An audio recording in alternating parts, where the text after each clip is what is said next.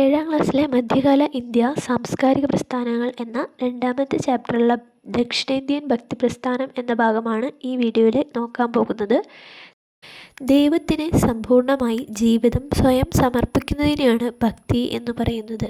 ഭക്തിയെ അടിസ്ഥാനമാക്കി ഉയർന്നു വന്ന ആശയങ്ങളും പ്രവർത്തനങ്ങളുമാണ് ഭക്തിപ്രസ്ഥാനം. ഭക്തി എന്ന് പറയുന്നത് ദൈവത്തോടുള്ള നമ്മുടെ സ്വയമായിട്ടുള്ളൊരു സമർപ്പണമാണ് ഭക്തി എന്ന് പറയുന്നത്. ഈ ഭക്തിയെ അടിസ്ഥാനമാക്കിയിട്ട് ഉയർന്നു വന്നിട്ടുള്ള ആശയങ്ങളും അതിനോട് ഒത്തിട്ടുള്ള പ്രവർത്തനങ്ങളുമാണ് ഭക്തിപ്രസ്ഥാനം എന്നറിയപ്പെടുന്നത്. ഭക്തിപ്രസ്ഥാനം എന്ന് പറയുന്നത് ദക്ഷിണേന്ത്യയിൽ ആരംഭിച്ച് പിന്നീട് ഇന്ത്യ ഒട്ടാകെ ഉള്ള ഒരു വ്യാപിച്ചിട്ടുള്ള ഒരു മതപരമായിട്ടുള്ള മുന്നേറ്റമാണ് ഭക്തിപ്രസ്ഥാനം എന്ന് പറയുന്നത്. ഇത് പ്രധാനമായും ദൈവത്തോടുള്ള ഭക്തിയെയും സമർപ്പണത്തെയുമാണ് പ്രോത്സാഹിപ്പിക്കുന്നത്. ഓരോ വ്യക്തിക്കും അവരുടേതായിട്ടുള്ള ഇഷ്ടദൈവത്തോടുള്ള ഒരു ആരാധനയും അർപ്പണവും സ്നേഹവുമാണ് ഈ ഭക്തിപ്രസ്ഥാനത്തിൽ പ്രധാനമായും പറയുന്നത്. പിന്നെ ഈ ഭക്തിപ്രസ്ഥാനം പ്രാദേശിക ഭാഷകൾ ഉപയോഗിച്ചിട്ടാണ് അവരുടെ ആശയങ്ങൾ പ്രചരിപ്പിച്ചിരുന്നത്. ഇത് സാധാരണ ജനങ്ങളിലേക്ക് ഈ പ്രസ്ഥാനം എളുപ്പത്തിൽ എത്താനായിട്ട് സഹായിച്ചു. അതായത് പണ്ട് കാലങ്ങളിലെ സംസ്കൃത ഭാഷയിലായിരുന്നു ആദ്യമല്ല നമ്മൾ രചനകളും കൃതികളും എല്ലാം എഴുതിയിരുന്നത്. അന്ന് സാധാരണ ജനങ്ങൾക്ക് സംസ്കൃതം ഭാഷ വായിക്കാനോ പഠിക്കാനോ ഉള്ള അവകാശം ഉണ്ടായിരുന്നില്ല. അന്ന് എന്ന് പറയുമ്പോൾ ജാതി വ്യവസ്ഥയായിരുന്നു നിലനിന്നിരുന്നത്.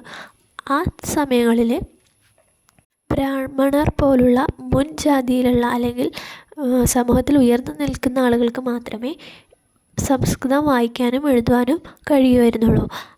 അങ്ങനെയുള്ള കാലഘട്ടങ്ങളിലെ പ്രാദേശിക ഭാഷയിലായിരുന്നു ഭക്തിപ്രസ്ഥാനത്തിൻ്റെ ആശയങ്ങളും അവരുടെ ഗീതങ്ങളും കീർത്തനങ്ങളും എല്ലാം പ്രചരിപ്പിച്ചിരുന്നത്. അത് സാധാരണ ജനങ്ങളെ പെട്ടെന്ന് അവർക്കത് മനസ്സിലാക്കാനും ഈ ഭക്തിപ്രസ്ഥാനത്തിലേക്ക് ആളുകളെ ഉൾക്കൊള്ളിക്കാനും ഇതിലൂടെ സാധിച്ചു. അതുകൊണ്ടാണ് പ്രാദേശിക ഭാഷയിലുള്ള ഉപയോഗം ഈ സാധാരണ ജനങ്ങളെ കൂടുതൽ ഇതിലേക്ക് ആകൃഷ്ടനാക്കുന്നത് എന്ന് പറയുന്നതിനുള്ള കാരണമായിട്ട് പറയുന്നത്. ചിത്രത്തിലൂടെ നമുക്ക് കാണാനായിട്ട് സാധിക്കുന്നത് ജാതി വ്യവസ്ഥയെയും അനാചാരങ്ങളുമാണ്. സതി പോലുള്ള അനാചാരങ്ങളും ജാതി വ്യവസ്ഥയും സമൂഹത്തിൽ വിവേചനങ്ങൾ നേരിടുന്ന ജനങ്ങളുണ്ടായിരിക്കും. അതായത് ഏറ്റവും കൂടുതൽ വിവേചനങ്ങൾ നേരിടുന്നത് സാധാരണ ജനങ്ങളും കർഷകരും അടിമകളും പോലെയുള്ള ജനങ്ങളായിരുന്നു മധ്യകാല ഇന്ത്യയിലെ ഇത്തരത്തിൽ വിവേചനങ്ങൾ നേരിട്ടിരുന്നത്. ഇങ്ങനെ ജനങ്ങൾക്കിടയിൽ വിവേചനങ്ങൾ സൃഷ്ടിക്കുമ്പോൾ ഇങ്ങനെ മാറ്റി നിർത്തപ്പെട്ടിട്ടുള്ള ഈ ജനങ്ങൾ എന്ത് ചെയ്യും? ഭക്തിപ്രസ്ഥാനം പോലുള്ള പുതിയ പ്രസ്ഥാനങ്ങളിലേക്ക് പുതിയ ആശയങ്ങളിലേക്ക് മാറി ചിന്തിക്കാനായിട്ട് തുടങ്ങും. ഈ സതി പോലുള്ള അനാചാരങ്ങൾ നമ്മൾ പറയും ഭർത്താവ് മരിക്കുന്ന ചിതയിൽ ഭാര്യ ചാടി മരിക്കണമെന്ന് എന്ന് പറയുകയാണെങ്കിൽ ഇന്ന് ആരെങ്കിലും ചെയ്യുമോ? അങ്ങനെ ചെയ്യില്ല. അപ്പോൾ ഇത്തരത്തിലുള്ള അനാചാരങ്ങളാണ് നമുക്കിന്ന് നോക്കുമ്പോൾ കാണാനായിട്ട് സാധിക്കുന്നത്. അന്ന് കാലങ്ങളിൽ ചെയ്തിരുന്ന ആചാരങ്ങളേനെ. പിന്നീട് നമുക്ക് അപ്പുറത്തെ ചിത്രങ്ങളിൽ കാണാനായിട്ട് സാധിക്കുന്നത് എന്താണെന്ന് പറഞ്ഞാൽ ഈ രാജാക്കന്മാരുടെ വേഷവിധാനം അതിന് മുകളിൽ കാണിക്കുന്ന ജനങ്ങളുടെ വേഷവിധാനം വ്യത്യസ്തമാണ്.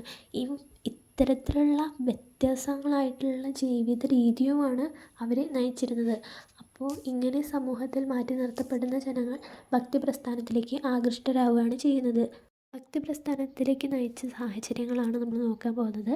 നമ്മൾ നേരത്തെ പറഞ്ഞ പോലെ സമൂഹത്തിലെ വിവേചനം നേരിട്ടിരുന്ന ജനവിഭാഗങ്ങൾ ഭക്തിപ്രസ്ഥാനത്തിലേക്ക് ആകൃഷ്ടരായി. അതുപോലെ തന്നെ അനാചാരങ്ങളും അസമത്വങ്ങളും ശക്തമായി നിന്നിരുന്ന കാലമായിരുന്നു. നമ്മൾ പറഞ്ഞു അല്ലേ, മധ്യകാല ഇന്ത്യയിലെ അനാചാരങ്ങളും അസമത്വങ്ങളൊക്കെ ശക്തമായി നിന്നിരുന്ന കാലമായിരുന്നു. അവിടെ ഭക്തകവികൾ, അതായത് ഭക്തിപ്രസ്ഥാനത്തിൽ ഒരുപാട് ഭക്തകവികൾ ഉണ്ടായിരുന്നു. അവരുടെ കീർത്തനങ്ങളും രചനകളും എല്ലാം സമൂഹത്തിലെ സാധാരണ ജനങ്ങളെ ഏറെ സ്വാധീനിച്ചു. അതായത് ഈ കവികളെല്ലാം തന്നെ പ്രാദേശിക ഭാഷകളിൽ ഭക്തിഗാനങ്ങൾ ആലപിച്ച് ദേശസഞ്ചാരം നടത്തിയിരുന്നു. അപ്പോൾ ജനങ്ങൾക്കിടയിൽ ഈ ഭക്തി പ്രചരിക്കുകയാണ് ചെയ്യുന്നത്. അതായത് ഈ സാധാരണ ജനങ്ങൾക്ക് മനസ്സിലാവുന്ന ഭാഷയിലാണ് ഈ ഭക്തകവികളൊക്കെ അവരുടെ ഭക്തിഗാനങ്ങൾ ആലപിച്ച് ഇങ്ങനെ ദേശസഞ്ചാരം നടത്തുന്നത്. അപ്പോൾ അവർ ഭക്തി പ്രസ്ഥാനത്തിലൂടെ അല്ലെങ്കിൽ അവരുടെ ഭക്തി കാവ്യങ്ങളിലൂടെ അവർ പറയാൻ ആഗ്രഹിക്കുന്ന കാര്യങ്ങൾ ജനങ്ങൾക്ക് മനസ്സിലാവുകയും അതിൻ്റെ പുതുമ ഉൾക്കൊണ്ടുകൊണ്ട് ജനങ്ങൾ ആ പ്രസ്ഥാനത്തിലേക്ക് ആകൃഷ്ടരാവുകയും ചെയ്യുന്നു.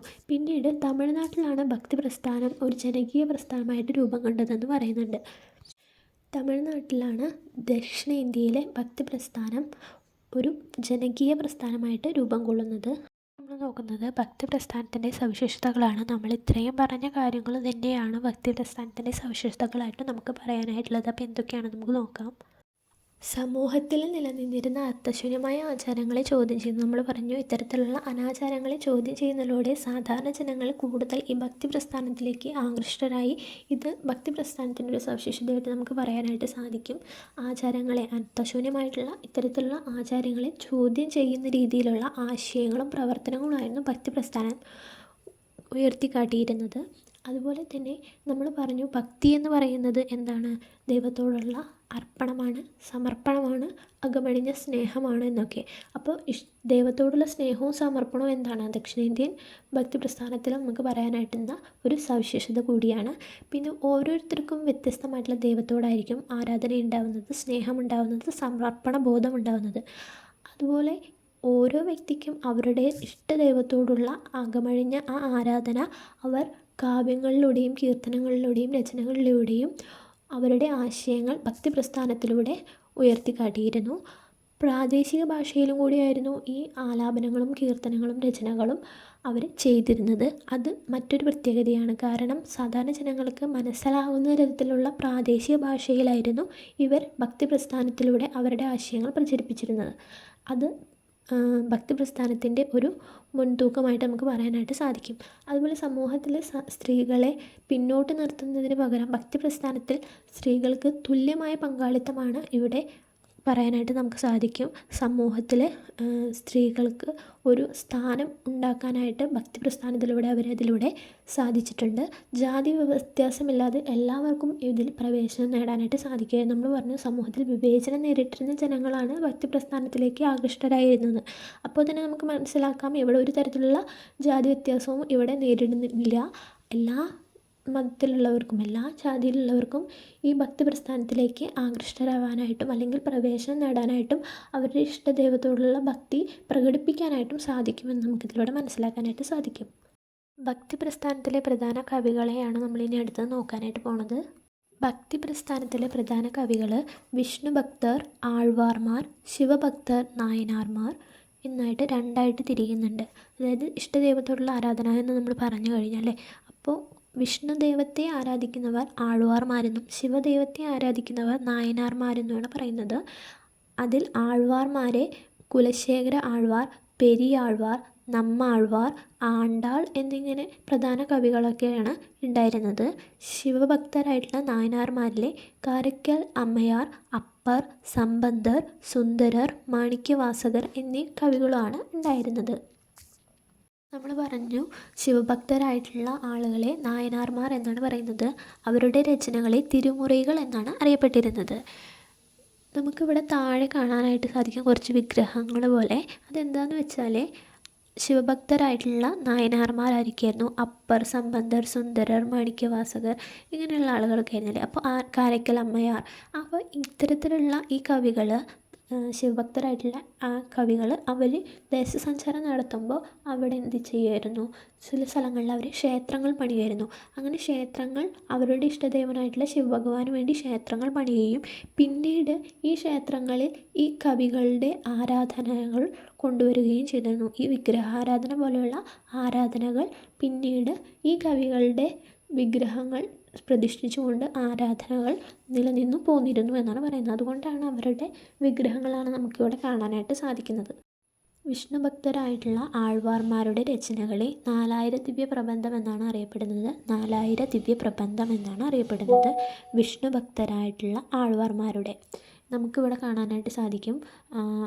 നായനാർമാരുടെ കണ്ട പോലെ തന്നെ കുറച്ച് വിഗ്രഹങ്ങൾ, നമ്മൾ നേരത്തെ പറഞ്ഞ പോലെ തന്നെ ഈ ആഴ്വാർമാരുടെ കവികളെ, ഭക്തകവികളെ അവിടെ പിന്നീട് വിഗ്രഹാരാധന ചെയ്തതാണ് ക്ഷേത്രങ്ങളിലെ ഈ ചിത്രങ്ങളിൽ നമുക്ക് കാണാനായിട്ട് സാധിക്കുന്നത്. ആഴ്വാർമാരുടെ ചിത്രങ്ങളാണ്, ആഴ്വാർമാരായിട്ടുള്ള ഭക്തകവികളുടെ ചിത്രങ്ങളാണ് ഇവിടെ കാണുന്നത്. ആദ്യത്തെ ആളാണ് പെരിയാഴ്വാർ, കുലശേഖര ആഴ്വാർ, നമ്മാഴ്വാർ. നമ്മാഴ്വാർ എന്ന് പറയുന്നത് നമുക്ക് കാണാനായിട്ട് സാധിക്കും സ്ത്രീയാണ്. നമ്മൾ നേരത്തെ പറഞ്ഞു, സ്ത്രീകൾക്ക് തുല്യ പങ്കാളിത്തം ഭക്തി പ്രസ്ഥാനത്തിൽ പറയുന്നുണ്ടെന്ന്.